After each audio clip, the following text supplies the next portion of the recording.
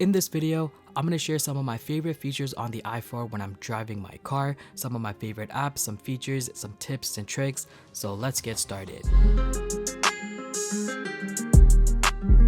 The first thing you're going to need is a Maps application. I personally prefer to use the Apple Maps. It's built in on the iPhone and has truly come a long way since its first release, and it just looks very clean. The interface is very easy to use. It's less cluttered than Google Maps, although Google Maps does offer a lot of the same features that you can find in Apple Maps, if not more.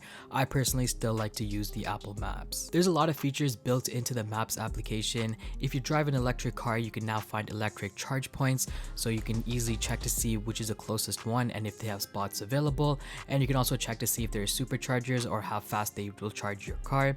They also have available offline maps, so if you're traveling to a destination that might not have coverage, so you want to download that for later use, you can use that as well in Apple Maps. A lot of these features are also available in Google Maps, so you can use it depending on the app that you prefer to use.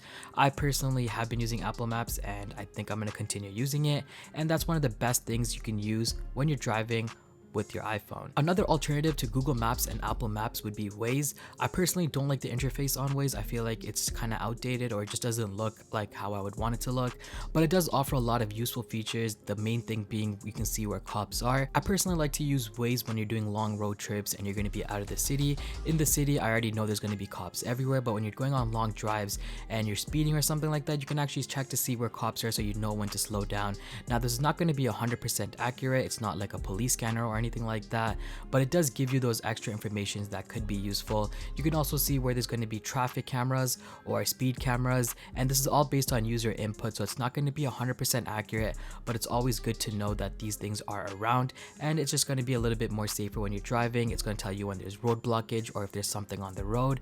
It gives you a lot of those useful features, and I find it very useful when you're going on long road trips out of the city. Next, one of my favorite applications on iPhone has to be Gas Buddy. This is available in the App Store as a free download, and it pretty much gives you gas prices in your city or in your local area. I personally use this to check to see what the gas prices are looking like. Maybe some gas stations might be lower than the others, so I just go to the one that's the lowest. And not only can you check out the gas prices for regular gas, but you can also look at it for premium, but the one that usually gets most up to date is the regular gas, and you can see what the prices are like in your area and see which one you want to go to. You can also find amenities. You can also filter it by brands, so if you want to go to Esso or Shell, you can just have it filtered to those, and it's only going to show you those options, and you can see what the prices are going to be looking like in your area. Now, just like Waze, this is also a user input based, so it's going to be based on how many people are using this application, and once they visit a gas station, they can just update the prices.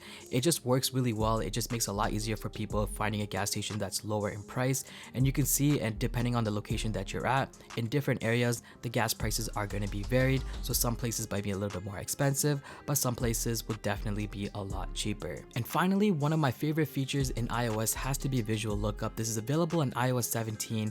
If you ever have a dash light on your front dash in your car, like an engine light or anything like that, and you don't know what that symbol means, you can do a visual lookup for that sign, and it's automatically going to pull up in your Photos application what that sign might be. So you can see right now this is an engine light, so it's an engine check light, and right now this is going to be an engine oil. So if I look at the auto symbol, it's going to let me know that this is an engine oil sign, and you can see what you're going to have to do based on what those symbols mean. So if you don't know much about cars, this is going to be a very useful feature on your iPhone, so you can just take a picture of whatever that symbol is and you can look it up right within the Photos application, and when you do take your car to the mechanic, you will know if they're telling you what's wrong with the car is accurate or not. Sometimes mechanics can upcharge you on what's wrong with your car, so if you do have a basic understanding of what could be wrong, you know what you're going to get done when you go into the mechanic, and you can just let them know this is the problem I have and how can I fix that.